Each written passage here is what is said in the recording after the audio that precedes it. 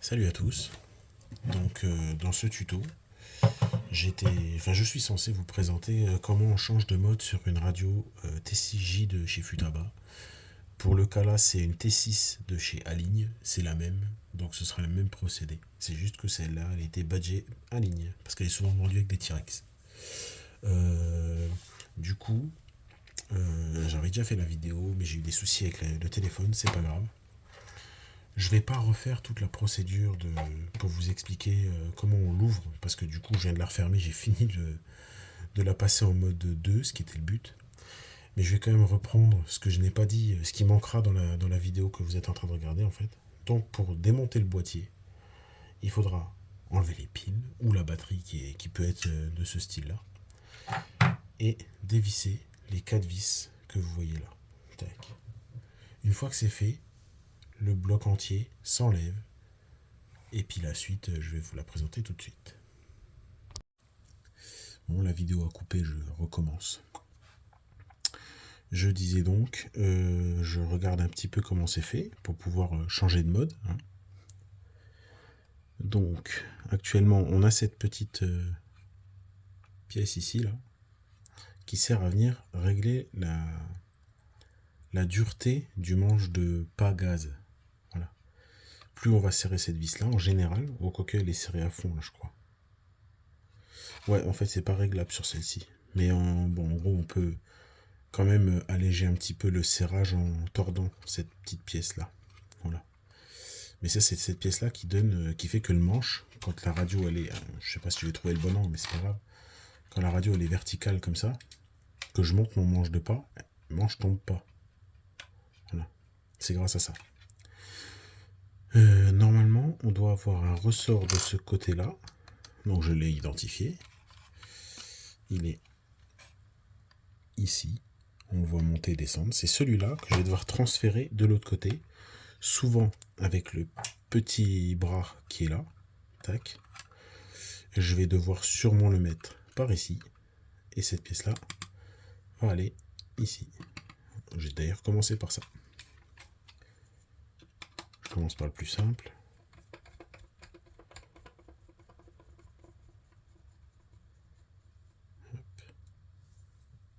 Il faut quand même être délicat, hein. C'est l'électronique. Les vis sont pas très grosses.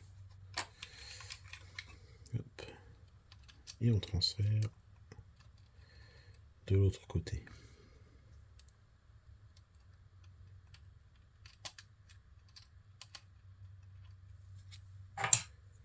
On revisse.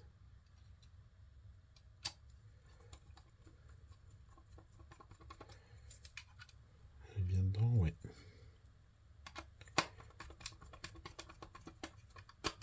Clac. Parfait. Là maintenant mon manche là, vous l'entendez et vous le voyez. Il tombe tout seul. Alors ensuite, il faut que je transfère ce ressort. Alors là, je vais la poser. Et je vais prendre de petits outils. Parce que là, c'est très fin. L'idéal serait une pince à épiler. Je sais pas si j'en ai une. Non, j'ai pas ça sur moi. Allez, on va le faire au talent. Donc, on va travailler sur le plan de travail maintenant. Donc là, l'idée, c'est d'enlever ce petit ressort déjà. Ok.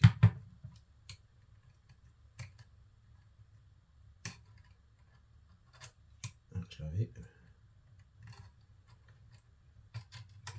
Yes. Yes, yes, yes. Maintenant. Et il est là. Voilà le fameux ressort. Et maintenant, je vais pouvoir récupérer cette pièce en plastique. Clac. Là, ce qui est un peu chiant, c'est qu'il faut inverser la pièce. On va la mettre là. Et voilà. Et maintenant, c'est là le plus délicat. Alors, je sais pas si on va le voir sur la vidéo, parce que là... Attendez, j'ai une lampe de poche, peut-être ça va un peu aider. Alors, comment faire pour tenir la lampe de poche? Ah, ça y est, je crois que c'est pas trop mal. Donc, le ressort... Oh là là là là, comment faire? Ça y est, je le vois. Le ressort doit aller ici. en bas, sur cette petite papate en plastique là. Et ensuite, il va se raccorder ici, sur cette nouvelle pièce que j'ai rajoutée. Hop. Alors, essayons ça. Hop, on enlève la lampe de poche. Ça, c'est la partie la plus chiante. Mais bon, il n'y a pas le choix. Il faut passer par là.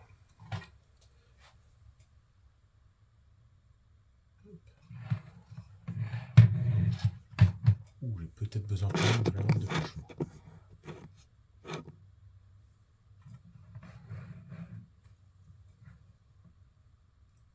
Yes, du premier coup. Hop. Et là.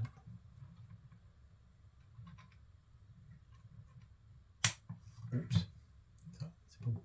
Alors, c'est loupé. Et il n'est plus accroché. C'est pas grave, on va recommencer.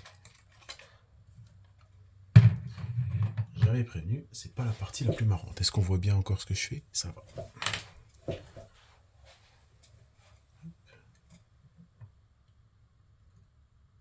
Ah oui, forcément la lampe de poche qui me lâche parce qu'elle n'est pas chargée. Mais c'est pas grave. C'est toujours comme ça.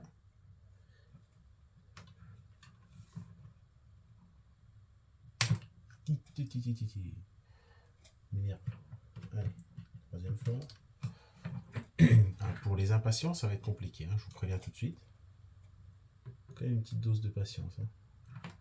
Je vais essayer de faire comme ça.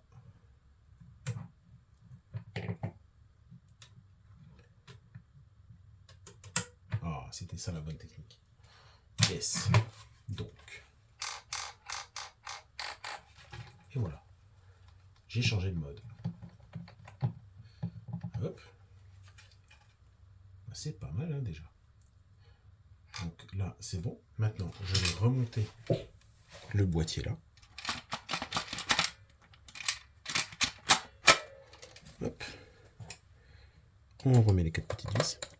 Alors ce qui va être marrant, c'est que là, je tente la vidéo comme ça. Il est presque 1h du matin. Et surtout, j'ai jamais allumé cette radio encore. Donc il va falloir que je rentre dans les menus et que j'inverse le mode dans les menus sans savoir comment on fait encore. À l'arrache, comme d'hab, quoi. Mais ça fait du contenu, et du contenu qui peut servir à certains. Donc, plutôt que je le fasse tout seul dans mon bureau et que j'aille me coucher, je le fais comme ça et au moins ça sert à certains. Crac, ça. Si on n'est pas trop con, ça doit aller par là. Non? Moi aussi, je suis con. Voilà.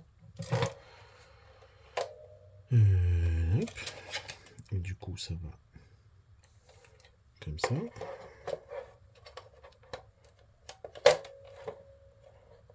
Hop. Ça, comme ça.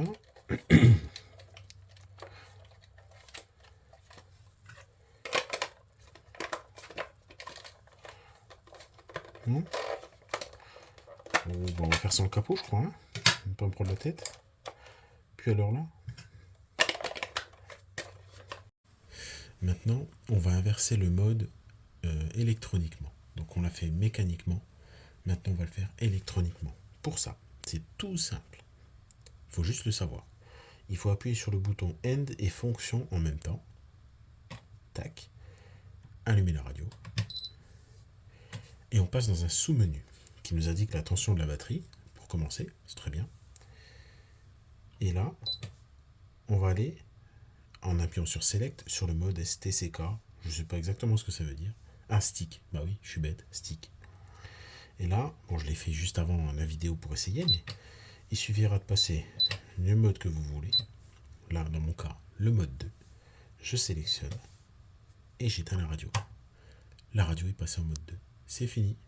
Voilà, j'espère que ça a pu être utile. A plus les gars.